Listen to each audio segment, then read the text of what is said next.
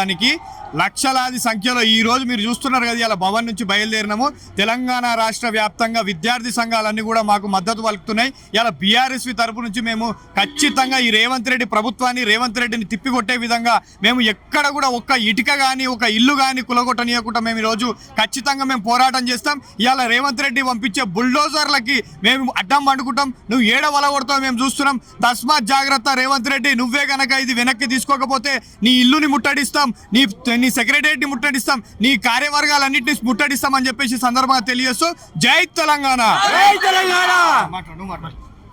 ముందుగా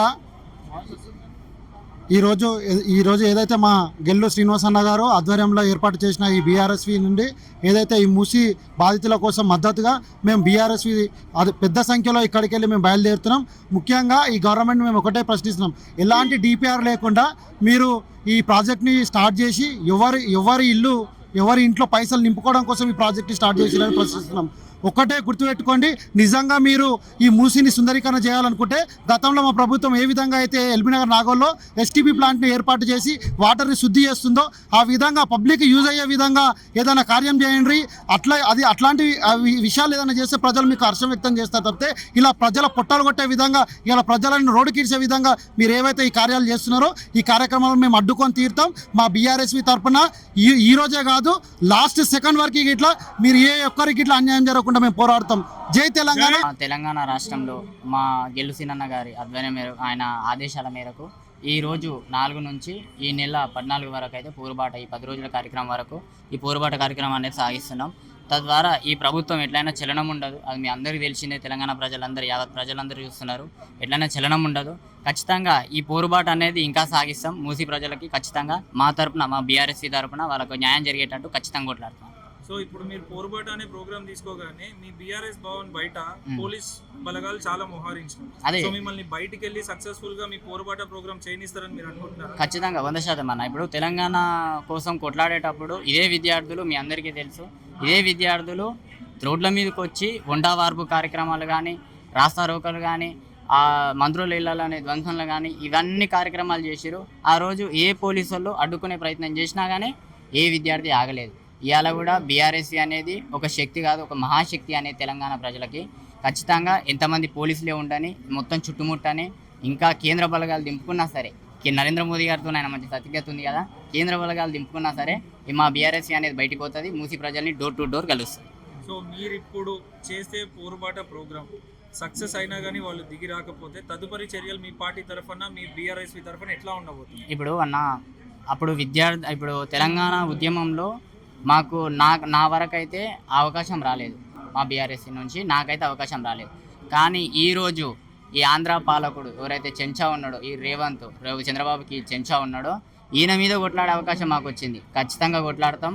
ఈ జూబ్లీ హిల్స్లో ఈయన ప్యాలెస్ ఉంది కదా, ఆ మొత్తం చుట్టుముడతాము, ధ్వంసం చేసే వస్తాం. ఖచ్చితంగా చెప్తున్నాం, ధ్వంసం చేసే వస్తాం బీఆర్ఎస్సీ వాళ్ళం.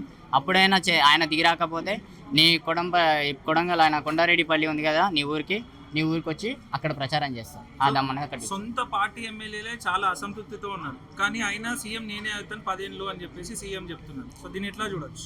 ఇప్పుడు అల్టిమేట్గా తెలంగాణ ప్రజలైనా, ఎక్కడైనా కానీ, ఈ ఆంధ్రాలో అయినా, తెలంగాణలో అయినా, ఏ రాష్ట్రంలో అయినా కానీ సుప్రీం అనేది పబ్లిక్. నేను చెప్పుకుంటా, నేనే సీఎం అని చెప్పుకుంటా, ఇంకో ఆయన వస్తాడు ఇంకో సీఎం అని చెప్పుకుంటాడు. అది కాదు, పబ్లిక్ అనేది సుప్రీంగా సోల్ ఉంటుంది. ఆ సుప్రీం ప్రజలు ఎవరు నిర్ణయిస్తే వాళ్ళే సీఎంగా ఉంటారు.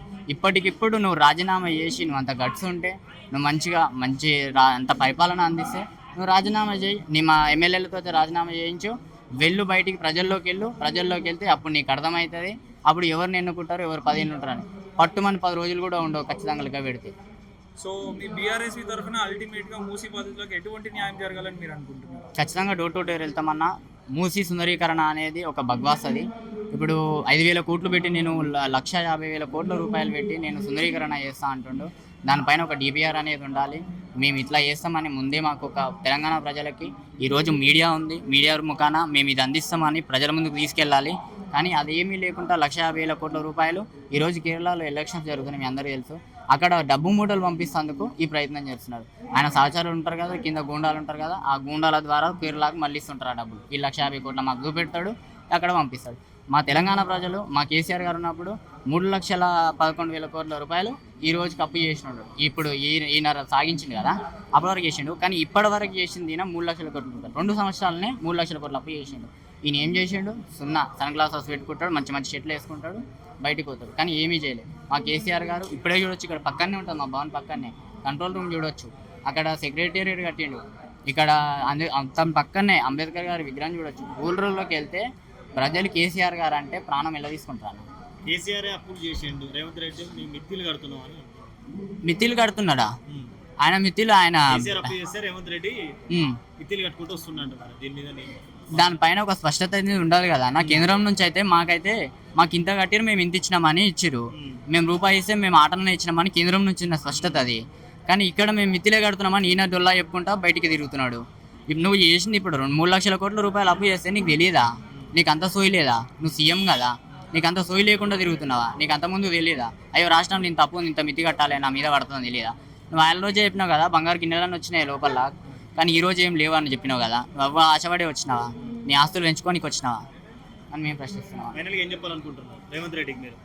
ఖచ్చితంగా ఇప్పటికైనా నీ పాలన అనేది మార్చుకో. ఇప్పటికైనా ప్రజల మీద దృష్టి పెట్టు. నీ సొంత వాళ్ళ మీద కానీ, నీ మెంబర్ తిరిగే నలుగురితో మీద కాకుండా కానీ తెలంగాణ ప్రజలు నేను ఆకాంక్షించారు. నీ మీద అసలు నీ ఆకాంక్ష ఏంది? ఈ 4 కోట్ల మంది ప్రజలు నేను నమ్ముకొని ఉన్నాం. నీ ఆకాంక్ష ఏంది అనేది ప్రజలకు చెప్పు బయటకు వచ్చి. అంతేగాని మైకు దొరకంగానే కేసీఆర్ తొక్కుదా, కేసీఆర్ని వండబెడతా, కేసీఆర్ని ఇది చేస్తా అది చేస్తా అని తిట్టకుండా మేము చేసినాం. 10 ఏళ్ళు మేము చేసినాం. 10 ఏళ్ళు మేము చేసినాక చాలు దూరా మాకు ఇప్పుడు మీరు చేసింది చాలు, ఇంకో ఆయన కొత్త ఆయన ఎత్తుకుంటామని మీకు ఇచ్చారు కదా.